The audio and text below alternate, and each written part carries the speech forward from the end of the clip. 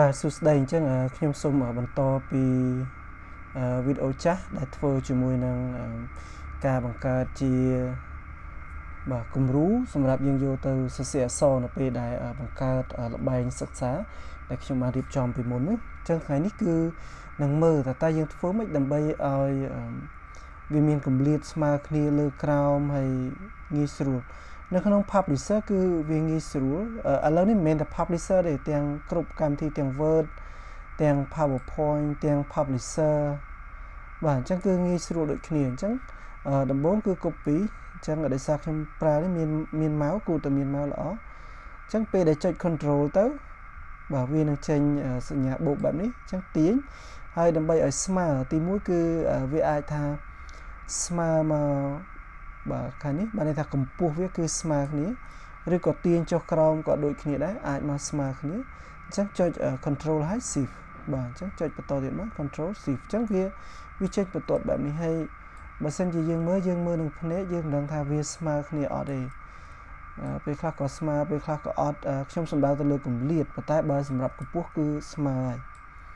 បាទអញ្ចឹងយើងធ្វើវាទៀតមកហើយបន្ទាប់មកទៀតគឺយើងចាប់ដើម select បាទនៅក្នុង publisher វាស្រួលបែបនេះអញ្ចឹងទាញអូសលើវាទាំងអស់មកវាចេញគ្រប់បន្ទាត់ដែលយើងធ្វើគំរូហ្នឹង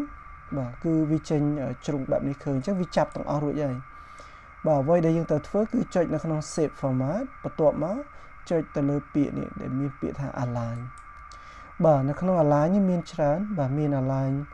អានេះគឺខាងឆ្វេងតម្រឹមវានៅខាងឆ្វេងទាំងអស់ដាក់ទៅរត់ទៅឆ្វេងទាំងអស់តែម្ដងខ្ញុំសាកឲ្យមើលបាទនេះវារត់មកសល់តែមួយអក្សរនៅកន្លែងហ្នឹងសូមត្រឡប់មកវិញបាទហើយនេះកណ្ដាលបាទវាមានកណ្ដាលហ្នឹងពាក្យកណ្ដាលនៃกระดาษបាទមានខាងស្ដាំមានខាងលើបាទអានេះពាក្យកណ្ដាលដែរអានេះខាងក្រោមហើយនៅកន្លែងនេះគឺយើងប្រើពីរនេះអញ្ចឹងវាមាន horizontal ហើយនិង vertical អញ្ចឹងយើងយក horizontal មកដោយសារតែរបស់យើងគឺវានៅដេកបើសិនជាជួរនឹងវាឈរយើងយក vertical នេះវិញអញ្ចឹងយក horizontal នេះមកបាទអញ្ចឹងវាដោះគម្លាតហ្នឹងវាចាប់ដើមរុញមកតិចហើយឧទាហរណ៍ថាខ្ញុំចង់ឲ្យកន្លែងនេះខិតមកនេះតិចទៀតឧទាហរណ៍ថាប៉ុណ្្នេះចុះបាទអញ្ចឹងទាំងអស់ហ្នឹងអត់ស្មើគ្នាទេអញ្ចឹងខ្ញុំត្រូវ select វាម្ដងទៀតបន្ទាប់មក align មកយក distribute horizontally បាទអញ្ចឹងវាគម្លាតហ្នឹងគឺវាស្មើគ្នាទាំងអស់ដោយសារអីទី1គឺដោយសារតែយើងបានគ្រប់វាហើយពីមុនពេលដែលយើងធ្វើអក្សរហ្នឹង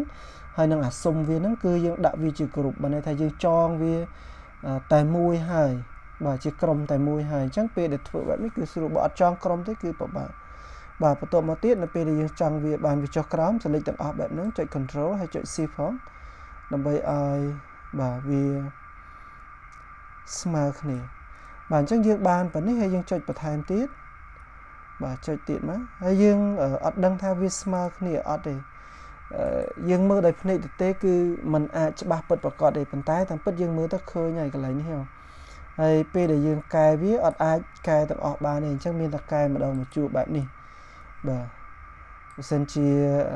លោកគ្រូអ្នកគ្រូឬក៏ប៉ាម៉ាក់ដែលមានបទពិសោធន៍ធ្លាប់ធ្វើថាមានកន្លែងណាដែលស្រួលយ៉ាងហ្នឹងបាទសូមជួយចែករំលែកផងនេះនៅក្នុងកម្មវិធី publisher បាទអញ្ចឹងមានខ្ញុំធ្វើបែបហ្នឹងឯងជាបទពិសោធន៍ដែលធ្វើអញ្ចឹងពេលដែលយើងដាក់បែបនេះមកគឺគម្លាតរបស់វាគឺស្មើអញ្ចឹងគម្លាតខាងនេះគឺស្មើគ្នាហើយលើក្រោមនេះក៏ស្មើគ្នាដូចគ្នាដែរអញ្ចឹងបើសិនជាមាន3បាទដាក់វា3បែបហ្នឹងទៅបើវាមានតែ2ក៏2មិនដឹងថាដាក់គម្លាតមិនដើម្បីឲ្យវានេះព្រោះ2វាអត់មានអីត្រូវផ្ទៀងផ្ទាត់ទេចាប់ពី4ចាប់ពី3ឡើងទៅអញ្ចឹងយើងអាចដាក់គម្លាតនឹងបានបាទអញ្ចឹងសង្ឃឹមថាបាទលោកគ្រូអ្នកគ្រូនឹងសាកល្បងយកវាទៅដើម្បីធ្វើឲ្យគម្លាតពេលដែលយើងធ្វើទៅគឺស្មើគ្នាស្អាតកុំឲ្យគេថាធ្វើអីអត់ស្មើគ្នាផងបាទអញ្ចឹងនៅក្នុងនេះគឺងាយណាស់អញ្ចឹងម្ដងទៀតថាគ្រាន់តែ select បែបនេះទៅបាទចូលទៅក្នុង format នេះយកកន្លែង align នេះមកបាទវានឹងចេញហើយបាទអញ្ចឹងអាចលោកគ្រូអ្នកគ្រូឬក៏អ្នកផលិតអាចសាកល្បងបានអញ្ចឹងបើមានសំណួរឬក៏មានចម្ងល់អាចដាក់នៅក្នុង comment ហើយវីដេអូផ្សេងទៀតជាមួយនឹងការផលិតគឺបាទមាន នៅខាងក្រោមបាទអញ្ចឹងអរគុណ